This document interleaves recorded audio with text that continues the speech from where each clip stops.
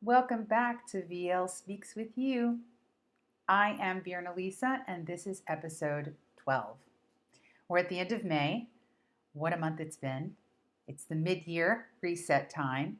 We had World Bee Day, and we also had World Turtle Day, which is wonderful. And all month long, it's been Mental Health Awareness Month.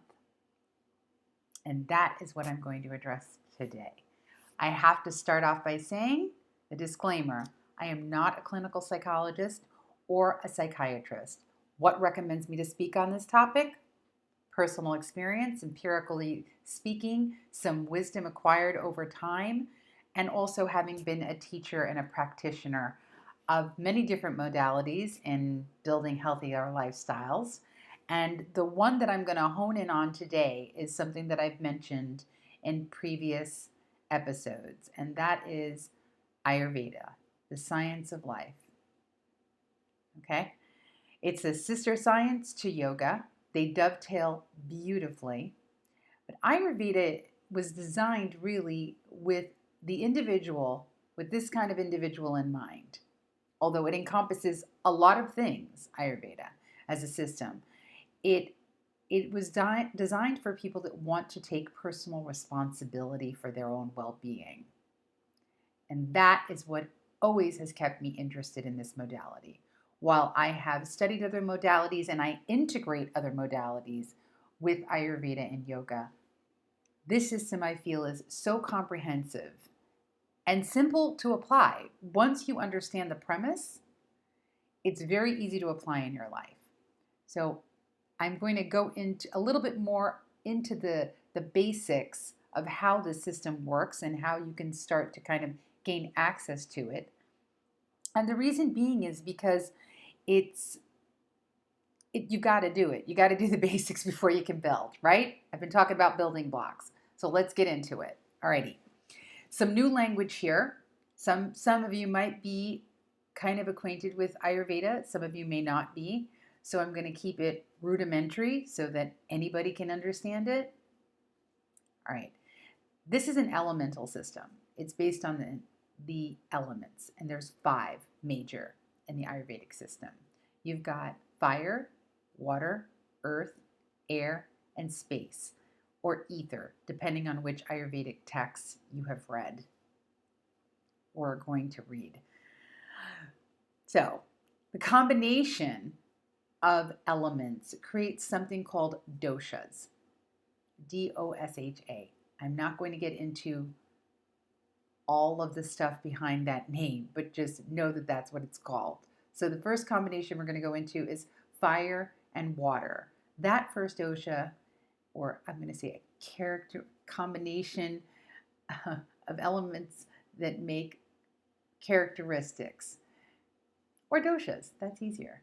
Fire and water creates pitta, P-I-T-T-A. Okay? The next combination is earth and water. That's kapha.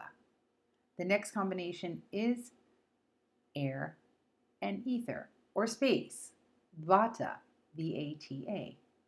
Okay? Now, we and nature around us is a combination of these doshas. Some people have one aspect that is more dominant than the other. I'll give you myself as an example. I am pitta, then right underneath there, almost balanced with it, kapha, and then underneath that, vata. Okay? There are different stages of life, right, that are related to each of the doshas. Right? When you're a baby and before you've gone into puberty, you're considered in the kaphic stage of life. And then all of a sudden, as soon as the hormones start to kick in, you're in the pittic stage of life. And then as you get older and you start to get shorter and drier and gray, you're more in the vedic stage of life. The seasons relate to it as well. The time of day relates to it as well. I went over that in one of the episodes that I had. So how does this relate to the mind? Well, it relates to every aspect, even the systems within the body. Every system has a more dominant dosha that is governing it. So the mind, it is typically a pitic functioning and bodic functioning thing with the nervous system. It's governed by those two doshas. But how does that display itself in us? I'm going to use a company as an example, and different people or positions and their mental kind of way of dealing with the world and how they would fit into a company to give you an idea. All right, this is the best explanation that I can find. It's a good analogy. I think everybody can relate to it. If you have any questions, please make sure to leave them in the comment section. Let's start with your CEO. That would be a person that is more pitic dominant, right?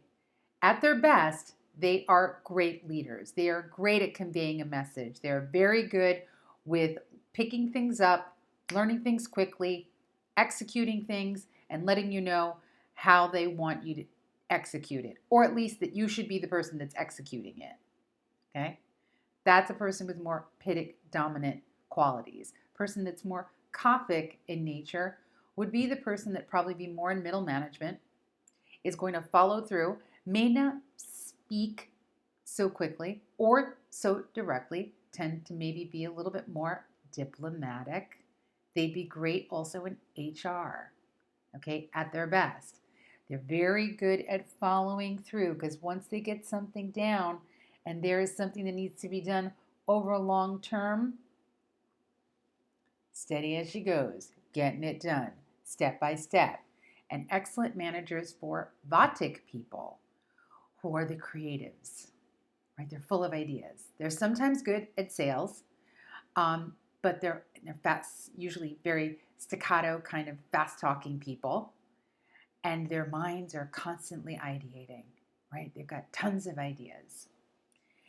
And at their best, they create amazing things. They're innovative, right? They think out of the box. They're your artistic folk.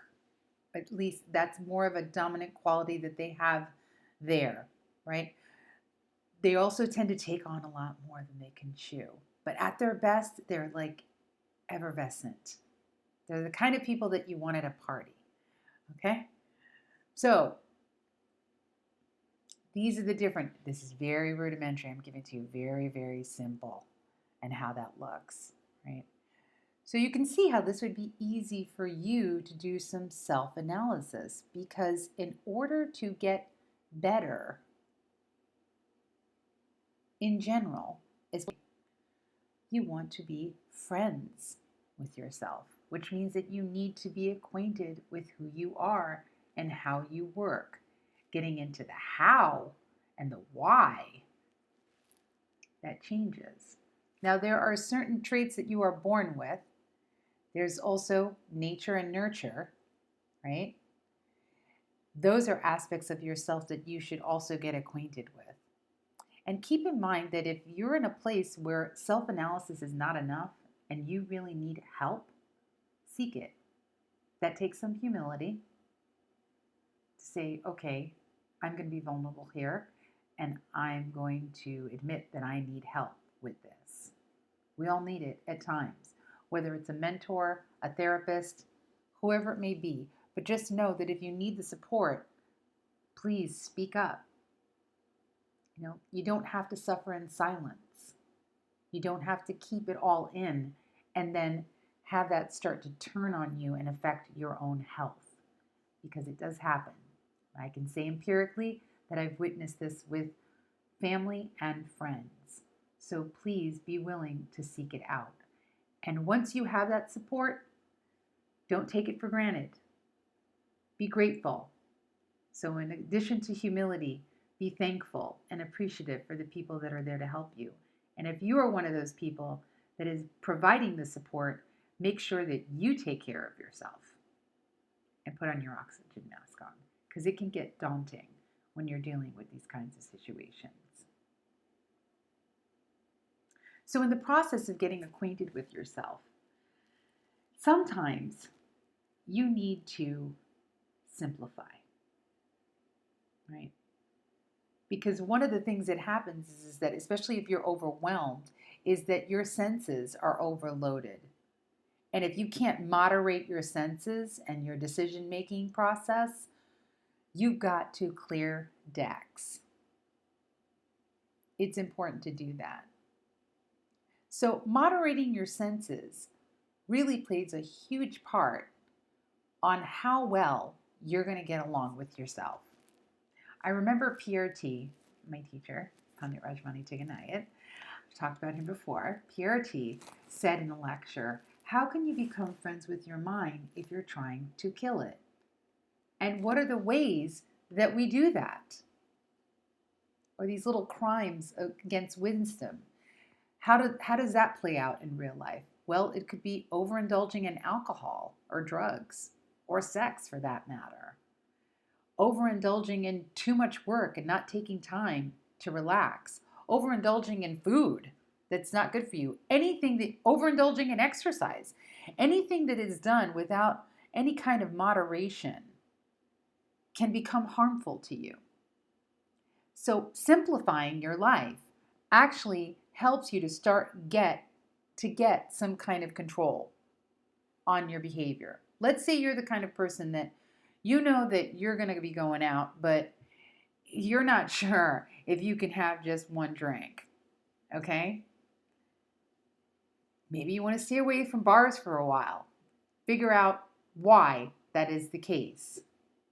Maybe you're the kind of person that can't have one cookie, just one cookie. And if you buy that package, we've all had it happen at certain times, me included.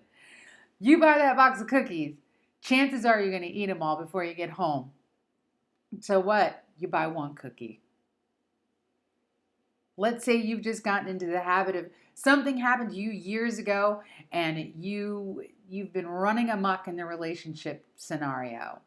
And so you've been making your way through having sex with myriads of people and you still feel crappy afterwards. It's not helping you. Maybe try being alone for a while, or just have one partner and figure your stuff out with one person and go deep. These are just examples of how we can moderate our senses and our behavior. But it can only start with us becoming acquainted with ourselves. And I have found that Ayurveda is one of the very great tools that I have in the toolbox that I've used. I do recommend this book. It's my favorite book. PRT recommended to me years ago. I've read a lot of texts, but here we go. Prakriti is the name. Robert Svoboda, Dr. Robert Svoboda is the author. As you can see, it's a little banged up. It's traveled with me for these past few decades. I love it. It's a great resource. I always have it at the ready. I also want to share a little story with you on how the mind can play tricks on you and cause you to behave in ways that can be life-threatening. It's a personal story. So it started back in early 30s. And I was seemingly healthy. And I was meditating and doing my yoga practice, working out 6 days a week, sometimes 7, working 6 days a week, really burning hard, driving fast and hard. So you can see that fire there. And the reasoning behind this was that what I was doing wasn't good enough. I wasn't good enough. Now, I didn't know this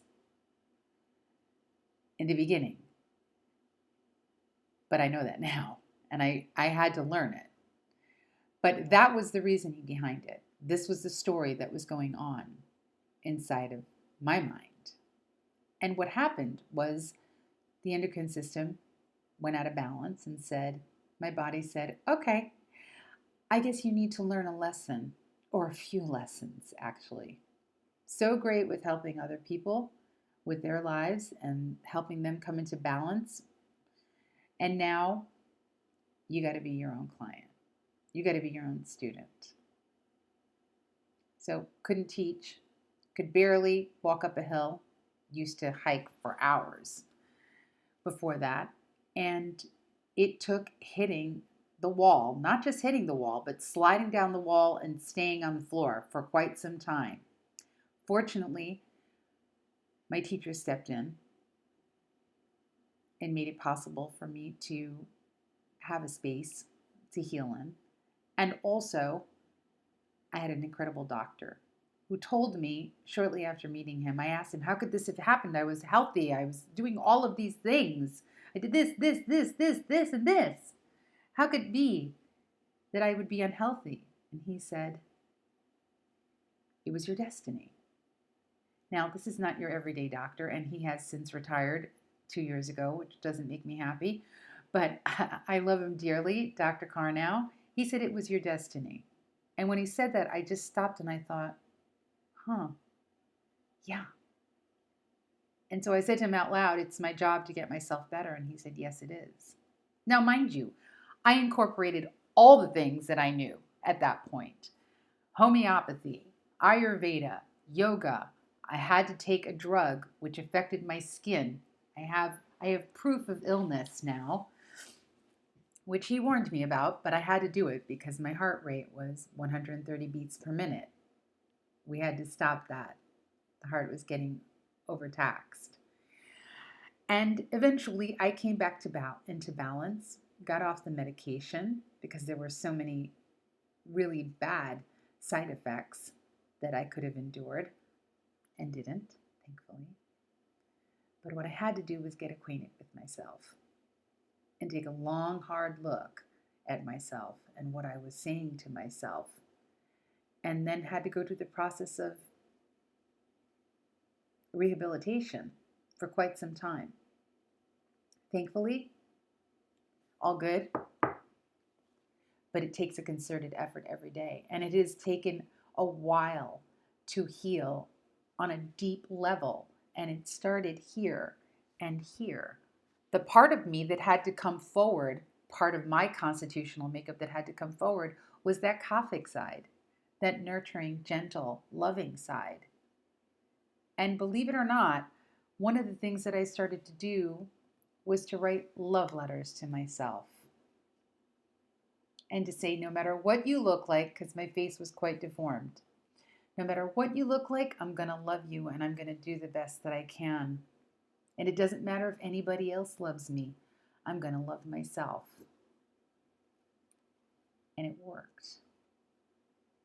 And I still have meetings with myself and all of my internal organs and systems.